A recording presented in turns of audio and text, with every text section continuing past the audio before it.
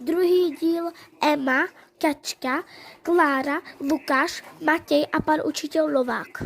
Tak je to zase po týdnu.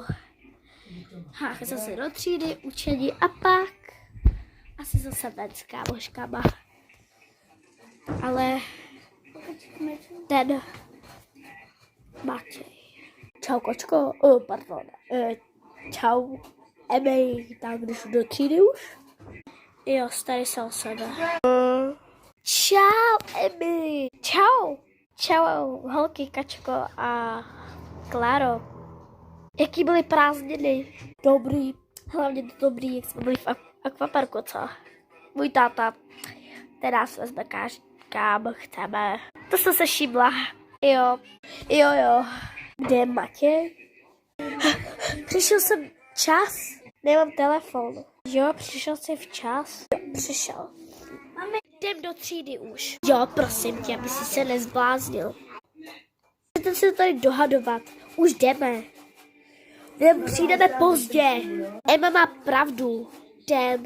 Bys měl starat o sebe. Drž tu tvoji klapačku. Jo. Konečně jste tady. Už se na vás čekal. Posaďte si do lavice. Dnes vás navštíví policie. Něco vám řekne. Je to kočka, tak se nelekněte. Kočka? Ano, kočka? Super. Někdo klepá. Tady policii, už jdu něco říct. Dobrý den. Dobrý den. Dobrý den. Dobrý den, dobrý den. Dobrý den. Dobrý den. Dobrý. Pozdravili jste všichni. Jo. Takže, když uvidíte chlapa s lízátkem, a který vám říká, pojď za mnou, dám ti lízátka sladkostí, koťata, nemysli mě, tak co uděláte? Utečeme.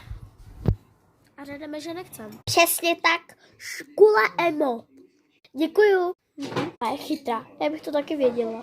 Ale nechala jsem jí. Já taky, Kláro. Jo, taky to. To posloucháš. Drž tu klapačku. Ty bys ty nedržel tu klapačku. Ale co vy tam vzadu mluvíte? My chceme taky slyšet, co říká. Já jsem se ptala, Matěje, jsi nemal tušku. Jo. Aha, dobře. Pokračuj, paní policajtko.